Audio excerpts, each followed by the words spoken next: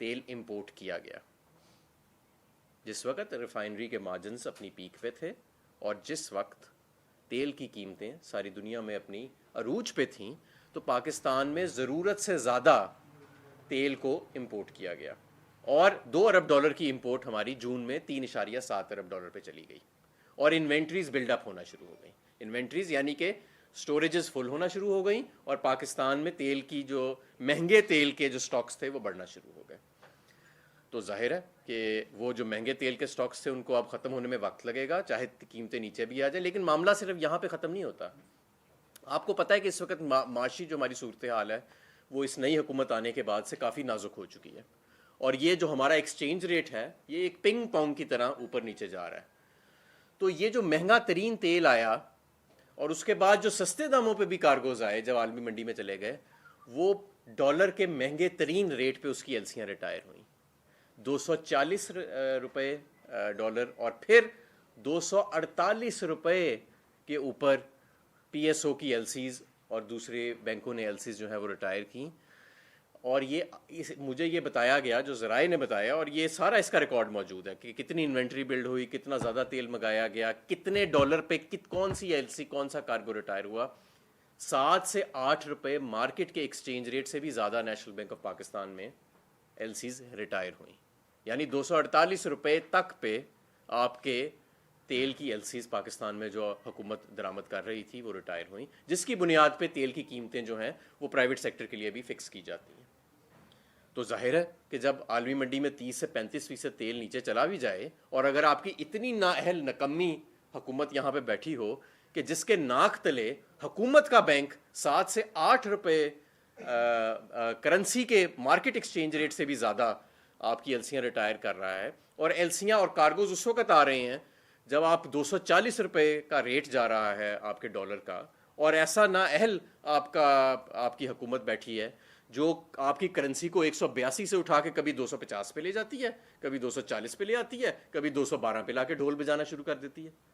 تو جب یہ معاملات ہوں تو پھر عالمی منڈی کے اوپر نہیں کہا جاتا کہ جی پیٹرول اس لیے سستا نہیں ہو رہا کیونکہ عالمی منڈی, پھر کہا جاتا ہے کہ حکومت نااہل ہے جس کی وجہ سے تیل آپ کا سستا نہیں ہو رہا. یہ دنیا میں واحد پاکستانی ملک ہے جہاں پہ اب تیل سستا نہیں ہو رہا.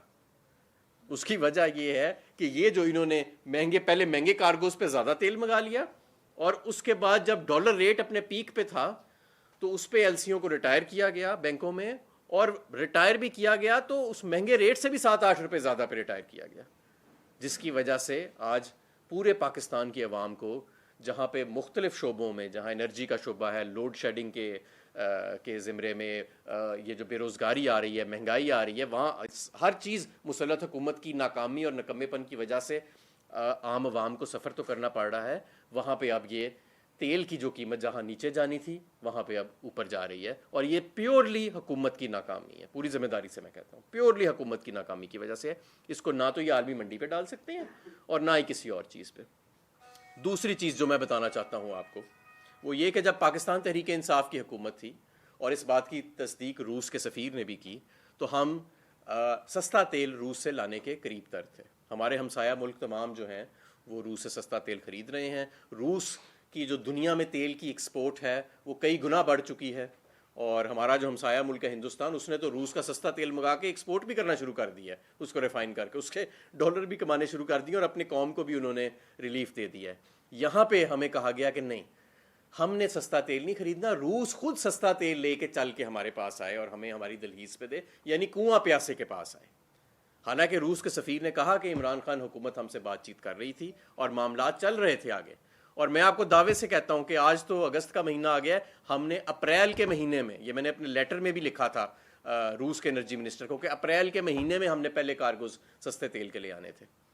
وہ نہیں لایا گیا, جس کے نتیجے میں پورے ملک میں فورن ایکسچینج کا کرائسس آیا, کیونکہ آپ نے مہنگا تیل جب منگایا, مہنگے ریٹوں پہ منگایا, آپ کے اتنے ہی زیادہ ڈالر لگے. مہنگائی کا سیلاب آیا پاکستان میں, جو بھی اور مزید آنا ہے, اور وہ میں آپ کو بتاتا ہوں کیسے آنا ہے.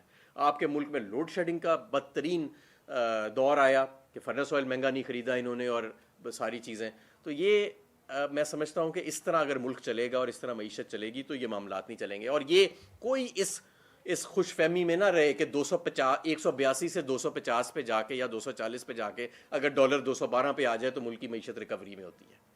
بالکل ایسی کوئی بات. آج آپ کا انٹرسٹ ریٹ تاریخ کا بلند ترین یعنی شرح سود, آپ کی انفلیشن ریٹ یعنی مہنگائی کی شرح بلند ترین 3 گنا بڑھ چکی ہے. آپ کی لارج سکیل مینوفیکچرنگ کنٹریکشن میں چلی گئی یعنی بڑے درجے کی صنعت کنٹریکشن میں جا چکی ہے. آپ کی صنعتیں آج بند ہو رہی ہیں, بے روزگاری ہو رہی ہے. آٹا 1700 روپے تک بوری جا چکی ہے 20 کلو کی. آپ کا گھی دیکھنے کدھر جا چکا ہے.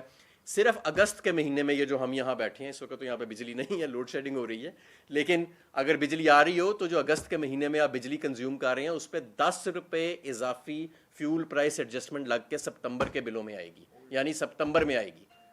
پہلے جو قیمت بڑھ چکی ہے وہ علاوہ 10 روپے فی.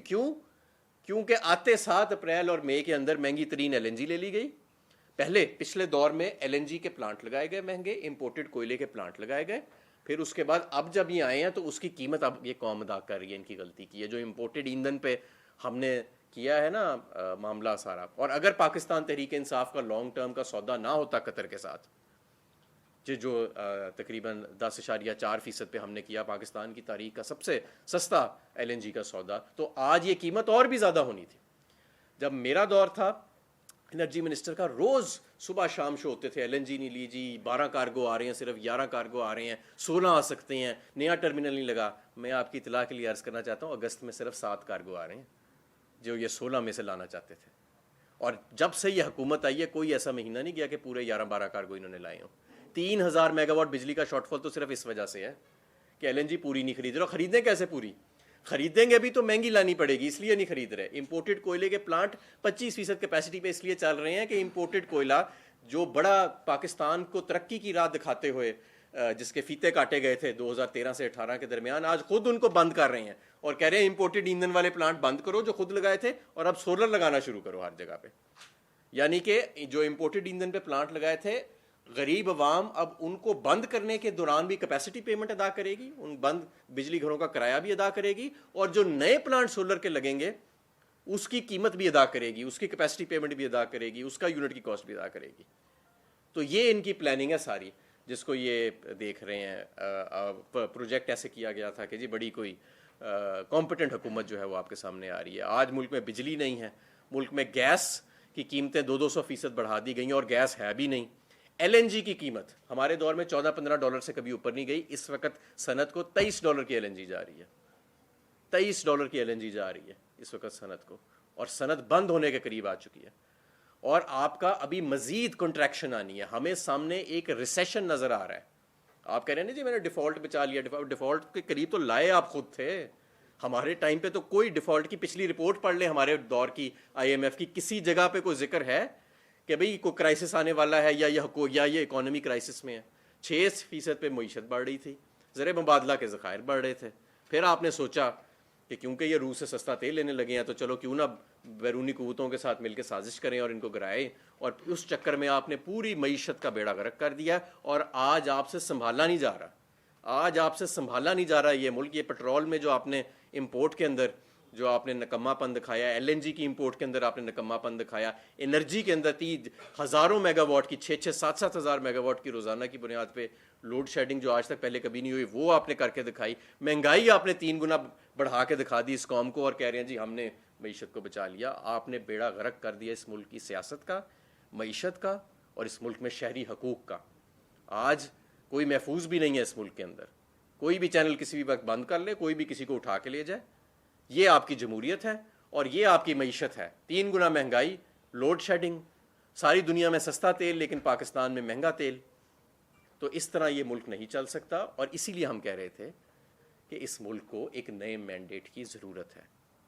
ایک نئے مینڈیٹ کی ضرورت جو ہم کہہ رہے ہیں یہ ہم کو غیر آئینی بات نہیں کہہ رہے, کوئی غیر جمہوری بات ہم نہیں کہہ رہے. ہم یہ نہیں کہہ رہے کہ ہمیں جس طرح آپ کو مسلط کیا گیا ہے ہمیں بھی لا کے یہ حکومت کے اوپر مسلط کر دیا جائے. بالکل ہم یہ نہیں کہہ رہے. ہم کہہ رہے ہیں کہ کم از کم عوام کو یہ فیصلہ کرنے کا موقع دیں کہ اس ملک کی حکمرانی کس نے کرنی ہے. اب ہمیں عوام پہ اعتماد کرنا چاہیے. یہ بند کمروں میں فیصلے کرنے ہمیں بند کر دینے چاہیے. پکڑ دکڑ اٹھانا, چینل بند کرو, یہ کرو وہ کرو, یہ دور گزر گیا. یہ 40 سال پہلے کا دور تھا. یہ اللہ دیتے پیپسی کا دور نہیں ہے, اللہ رکھا پیپسی کا دور نہیں ہے. یہ دور جو ہے یہ سوشل میڈیا کا دور ہے, یہ دور جدید دور ہے. اس دور کے اندر آپ کمیونیکیٹ کرتے ہیں. بچے جو ہے آج اس کے ہاتھ میں یہ معیشت کی فگرز ہیں, یہ سیاست کی فگرز ہیں. یہ اب آپ کی ان باتوں میں وہ آنے والے نہیں ہیں. یہ حبیب جالب کے شعر پڑھ کے یہ جو مائک گرا دیے جاتے تھے, اب اس میں کسی نے نہیں آنا. یہ دور گزر چکے ہیں, یہ پی ٹی وی کے زمانے کے دور تھے. تو اب خدارا اس ملک پر رحم کریں اور عام انتخابات کی طرف جائیں. یہ معیشت, یہ سیاست اور یہ ریاست, یہ اب مزید برداشت نہیں کر سکتی اس مسلط حکومت کی ناکامیاں, اس کی نالائکیاں, اس کی بددیانتیاں اور اس کا جو ظلم اور جبر ہے جس کی انہوں نے ایک نئی مثال قائم کی ہے. اور ہم انشاءاللہ تعالیٰ اپنی تحریک کو مزید تیز کر رہے ہیں, اور جس طرح عمران خان صاحب نے کہا کہ پورے پاکستان میں اب یہ تحریک پھیلنے والی ہے. اور یہ آپ شکر کریں کہ اس ملک میں ایک جماعت ہے پاکستان تحریک انصاف جو پرامن جماعت ہے اور جو جمہوریت میں یقین رکھتی ہے. ورنہ کوئی یہ اور ملک ہوتا اور یہ کوئی اور جماعت ہوتی اور اس کی اتنی عوام میں حمایت ہوتی تو معاملات جو ہیں وہ شاید سری لنکا کی ڈگر پہ اب تک جا چکے ہوتے. یہ عمران خان ہیں, ان کی آئین اور قانون سے وابستگی ہے, ان کی جمہوری نظام کے اندر یقین ہے, جس کی وجہ سے ہم بار بار آپ سے ایک پرامن طریقے سے پلی کر رہے ہیں کہ خدارا یہ اب آپ کی ناکامیاں پورے قوم کے سامنے اب آ چکی ہیں. آپ کے تو وزیر چہرہ دکھانے کے قابل نہیں ہیں, وہ تو جب آتے ہیں تو سیاسی گفتگو کرتے ہیں, اپنے وزیر اپنے سبجیکٹ کے اوپر بات ہی کوئی نہیں کرتا. بات کیا کرے, نہ گیس والا بات کر سکتا ہے, نہ بجلی والا بات کر سکتا ہے, نہ فائنینس والا بات کر سکتا ہے, بات کریں کیا؟ تو اس لیے سیاسی گفتگو کرتے ہیں. یہ آج کی تھی. جی سوالات. جی صاحب یہ بتائیے گا کہ آپ نے چونکہ خود بھی اس منسٹری کو چلایا ہے کہ ایسا ممکن ہوتا ہے کہ سمری جائے کہ پیٹرول کی قیمت اتنی کم کر دی جائے اور جب اپروول کی سٹیج آئے تو اس کی قیمت بڑھا دی جائے. ساتھ یہ بھی بتائیے گا کہ حکومت کا فیصلہ ہے اور مریم نواز جو کہ اس حکومت کی اہم رہنما ہیں, ان کی جانب سے اور سابق صدر آصف علی زرداری کی جانب سے تحفظات کا اظہار کیا جا رہا ہے. کابینہ میں بھی اس پر احتجاج کیا گیا ہے. کیا مفتہ اسماعیل کو قربانی کا بکرا بنانے کی تیاری ہو رہی ہے؟ دیکھیں, جب اوگرا کی سمری جاتی ہے تو وزیر اعظم جو ہیں وہ حتمی فیصلہ کرتے ہیں کہ قیمت بڑھانی ہے یا نہیں بنانی. فائنانس منسٹر کے اس کے اوپر ایڈوائس ہوتی ہے شامل, جس کو وہ رد بھی کر سکتے ہیں. لیکن میرا نہیں خیال کہ کبھی ایسی روایت رہی ہے کہ اوگرا نے کہا ہو کہ قیمت کم کریں اور حکومت قیمت بڑھا دے. ہوتا کیا ہے کہ قیمت بڑھانے کی اوگرا سمری موو کرتی ہے, اور عموماً جو وقت کا وزیر اعظم ہوتا ہے وہ عوام کو ریلیف دینے کے لیے یہ کہتا ہے کہ نہیں ٹیکس کم کر دو یا سبسڈی دے دو, قیمت نہ بڑھاؤ یا قیمت کم کر دو. یہ الٹا پہلی دفعہ ہوا ہے کہ قیمت اوگرا کم کرنے کا کہہ رہا ہے اور حکومت جو ہے وہ کہہ رہی ہے نہیں قیمت ہم نے بڑھانی ہے. اور اس کی وجہ ہے نا, اس کی وجہ یہ میں نے آپ کو بتائی ہے کہ جو جس طرح انہوں نے ایلسیاں ریٹائر کی ہیں اور سارا کچھ کیا ہے, تو یہ تو, اور جہاں تک مریم نواز, دیکھیں یہ ساری نورا کشتی ہے, اس میں ہم یقین نہیں رکھتے. یہ گڈ کاپ بیڈ کاپ کا جو کھیل تھا نا, یہ 90 کی دہائی سے چلا آ رہا ہے. یہ ساری نورا کشتی ہے, یہ سارے, ان کو کوئی عوام کا درد نہیں ہے. ایون فیلڈ میں بیٹھ کے کس کو عوام کا درد ہونا ہے کہ جی ایون فیلڈ میں بیٹھا کہتے ہیں جی وہ کمرے سے اٹھ کے چلا گیا, ایون فیلڈ میں اٹھ کے ہائیڈ پارک میں چلے گئے تھے. مطلب یہ کیا انہوں نے بات کی ہے؟ یہ سمجھتے ہیں کہ لوگ اتنے معصوم ہیں اور اتنے بچگانہ یہ باتیں کرتی ہیں. وہ تو ایسے لگتا ہے کسی پیروڈی اکاؤنٹ سے ٹویٹ کی ہے انہوں نے. اچھا, آپ سمجھتے ہیں کہ اسی بات کو کنٹینیو کر کے کہ ساکھدار اور نواز شریف کی واپسی کے لیے یہ تمام تر اور اسے واقعی بکرا بنایا جا رہا مفتہ صاحب کو؟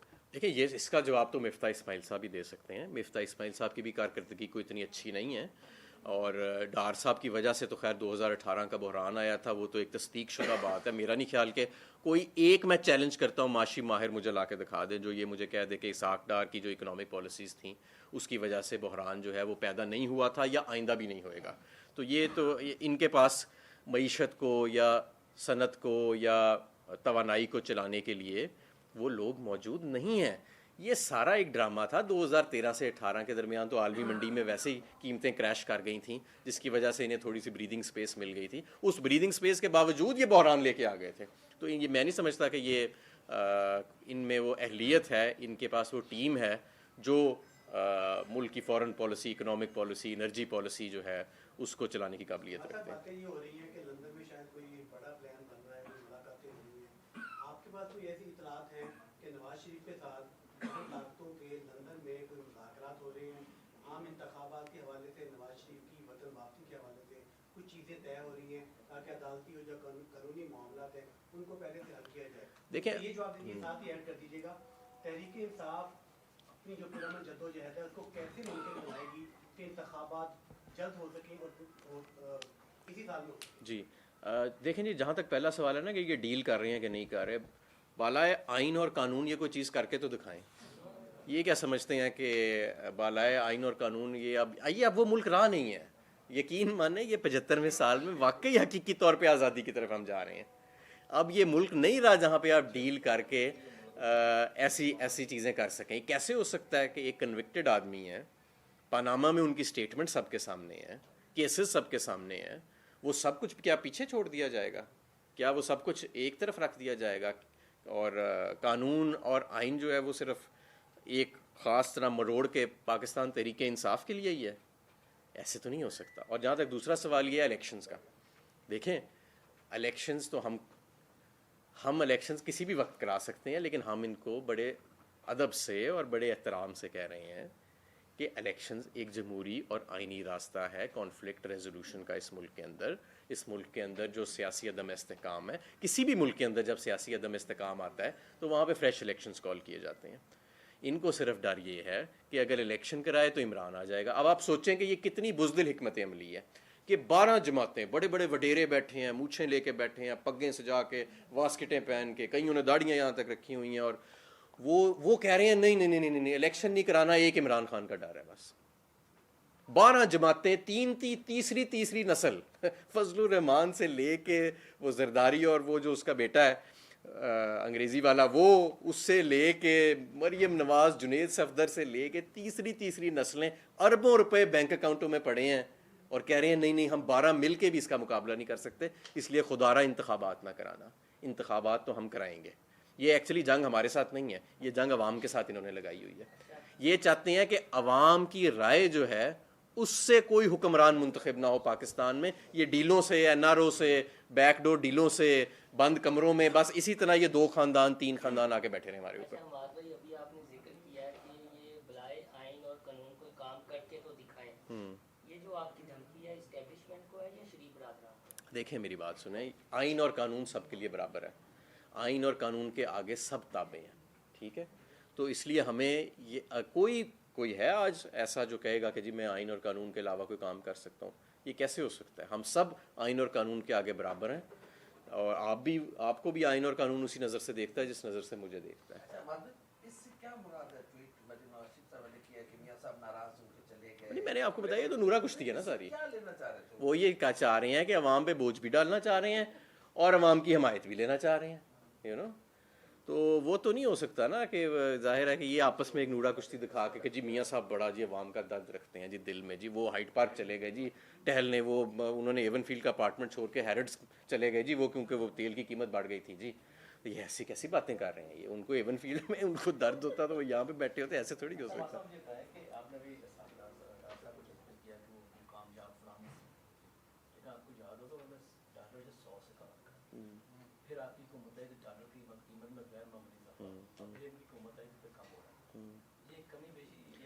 دیکھیں 1970 یا 80 سے لے کے اب تک آپ کا ایوریج ڈی ویلیویشن ریٹ 6% ہے سالانہ کا.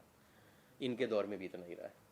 یہ جب آئے تھے تو 60-70 کے قریب تھا روپیہ، یہ پھر 100-105 پہ جا کے انہوں نے مستحکم کیا، اور اس کے لیے انہوں نے 25 سے 30 ارب ڈالر سرمایے کے آپ کے خرچ کیے. ایکسپورٹ آپ کی تباہ کر دی، آپ کا فورن ایکسچینج ریزروز تباہ کر دیے. 2018 میں آپ کا ریسیشن یا آپ کی اسٹیبلائزیشن کی آپ کو ضرورت ہی نہیں پڑنی تھی اگر یہ اسحاق ڈار صاحب نے اپنا یہ ڈالر کو اور اس کو اپنے دیکھیں مسئلہ یہ نہیں کہ ہماری امپورٹ زیادہ ہے، مسئلہ یہ ہماری ایکسپورٹ بہت کم ہے.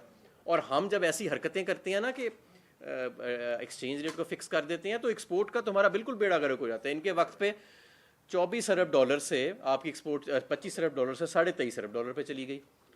13% معیشت سے وہ 9% معیشت پہ آ گئی. جی ڈی پی کا آپ کی ایکسپورٹ کی جو شرح تھی. باقی دنیا جو ہے وہ اسی ٹائم پہ اپنی ایکسپورٹ ڈبل کر کے بیٹھ گئی، اور جب ان کی ایکسپورٹ ڈبل ہوئی تو ان کا روپیہ بھی ظاہر ہے مستحکم ہونا شروع ہو گیا. تو یہ تو ایک یہ نان سینس اکنامکس ہے جو وہ پہلے یہ لے کے آئے تھے 2013.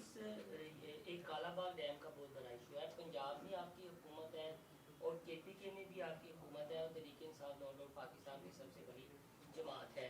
کیا تحریک انصاف یہ کوئی لائزون پیدا کرے گی جس طرح مونس لائی نے بھی ایک تقریب میں کہا تھا کہ میں کالا باغ ڈیم کے حوالے पहले तो एक बात आप समझ लें कि आपके मुल्क में आज भी बिजली ज़रूरत से ज़्यादा इंस्टॉल्ड कैपेसिटी मौजूद है। 40,000 मेगावाट इंस्टॉल्ड कैपेसिटी आपके मुल्क में मौजूद है। पीक डिमांड आपकी इस वक्त 25 से 26,000 मेगावाट है। वो इसलिए बरूए कार नहीं लाई जा रही क्योंकि मोहतरम जनाब शहबाज शरीफ और नवाज शरीफ साहब के दौर में, पिछले वाले दौर में, ये सारी इंस्टॉल्ड कैपेसिटी ज़्यादातर जो बड़ी थी ये इंपोर्टेड फ्यूल के ऊपर बड़ी थी। इस वजह से दूसरी बात ये है कि डैम तो हमने शुरू किए सारे, हमने डेकेड ऑफ डैम शुरू किए, 10 डैम से ज़्यादा तो हमारे दौर में शुरू, तो डैम्स तो बन रहे हैं। मसला बिजली की कमी का नहीं है, बिजली की पैदावार के अंदर। मैं शराब के तनाजुर में बात कर रहा हूँ। हाँ, पानी के हिसाब से, बिल्कुल पानी के हिसाब से जितने भी अभी जितने हम डैम्स बना रहे हैं, इंशाल्लाह ताला ये टाइम पे अगर बन जाते हैं तो आपका पानी की सिक्योरिटी से काफ़ी स्ट्रेंथन हो जाएगी। मुझे ये बताइएगा कि पाकिस्तान में हुकूमत बनाने के लिए इस्टेब्लिशमेंट के साथ ताल्लुकात किस हद तक मजबूत होने चाहिए? देखिए, माजी में तो ऐसे ही था कि इस्टेब्लिशमेंट जो थी उसका एक बड़ा रोल रहा है, और ये ऐसे नहीं रहा कि इस्टेब्लिशमेंट की मर्ज़ी के बगैर भी हुकूमतें नहीं आईं, बगैर भी आई हैं। आपको पता है एंटी इस्टेब्लिशमेंट जमातें भी यहाँ पे आती रही हैं, लेकिन बहरहाल उनको मुश्किलात भी आती रही हैं। लेकिन मैं समझता हूँ कि अब मामलात दूसरी तरफ जा रहे हैं। अब मैंने आपको बताया ना कि ये बिल्कुल एक तरफ मामलात अब दूसरी तरफ चले गए हैं, दौर भी बदल गया है। मेरा ख्याल है इस्टेब्लिशमेंट भी शायद अब रियलाइज़ कर रही है कि अब वो दौर नहीं रहा जो पहले दौर था, और उनको भी ज़ाहिर है उनको भी तब्दीली लानी पड़ रही है, और सियासी जमातों के अंदर भी अब ये कम से कम हमारे अंदर तो ये कंसेंसस अब डेवलप हो रहा है कि ताकत का सरचश्मा जमहूरियत में सिर्फ और सिर्फ अवाम। आप शुक्रिया।